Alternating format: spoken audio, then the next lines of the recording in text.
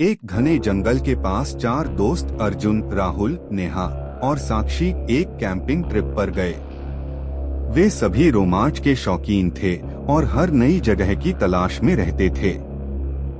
शाम ढलते ढलते उन्होंने अपने तंबू जंगल के पास एक खाली जगह पर लगाया। आसमान में बादल थे और हवा में एक अजीब सर्दी थी। गांव वालों ने उन्हें चेतावनी दी थी, रात के वक्त जंगल के अंदर मत जाना। वह जगह शापित है, लेकिन दोस्तों ने इसे सिर्फ एक लोक कथा समझकर अनसुना कर दिया। रात का खाना खाने के बाद अर्जुन ने एक किस्सा सुनाया कि जंगल के अंदर एक पुरानी हवेली है जहां कई लोग गए लेकिन कभी लौटकर नहीं आए। राहुल ने मजाक में कहा, क्या हम जाकर देख सकते हैं या तुम सब डरपोक हो? नेहा और साक्षी डर रही थीं, लेकिन राहुल और अर्जुन के उकसाने पर चारों ने जंगल की ओर कदम बढ़ा दिए। टॉर्च की रोशनी में पेड़ों की परछाइयां डरावनी लग रही थीं। झींगुरों की आवाज और पत्तों की सरसराहट उनके दिलों की धड़कन बढ़ा रही थी। कुछ दूर चलने के बाद उन्हें एक पुरानी हवेली दिखी।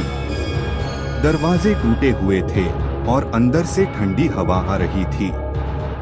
हवेली के दरवाजे पर एक चेतावनी लिखी थी, जो अंदर गया वह कभी वापस नहीं आया। राहुल ने मना करने के बावजूद दरवाजा खोल दिया। अंदर घुप अंधेरा था, लेकिन दीवारों पर पुराने खून के धब्बे और जगह-जगह अजीब निशान थे। साक्षी ने कहा, हमें वापस चलना चाहिए। यह जगह सही नहीं लग रही, लेकिन अर्जुन ने आगे बढ़ते हुए कहा, यह सिर्फ डराने के लिए किया गया है। अचानक एक दरवाजा जोर से बंद हो गया। चारों चौंक गए। नेहा ने देखा कि एक कोने में एक परछाई धीरे धीरे उनकी ओर बढ़ रही थी। वह चीखी, कोई है यहाँ। राहुल ने टॉर्च उस दिशा में घुमाई, लेकिन वहाँ कुछ भी नहीं था। परछाई गायब हो गई। तभी एक ठंडी आवाज गूंजी, तुमने हमारी शांति भंग की है। अब तुम इसे भुगतोगे।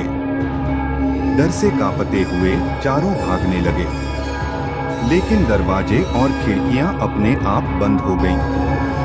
हर कोने से रहस्यमय आवाजें आने लगी। अचानक अर्जुन गायब हो गया। बाकी तीनों उसे ढूंढने लगे, लेकिन हवेली एक भूल-भुलैया बन चुकी थी। सुबह हुई और नेहा, राहुल और साक्षी ने किसी तरह खुद को जंगल के बाहर पाया। अर्जुन का कहीं कोई पता नहीं था। वे समझ गए कि उनकी जिद और डरावनी जगहों के प्रति लापरवाह रवैये ने उन्हें मुसीबत में डाला।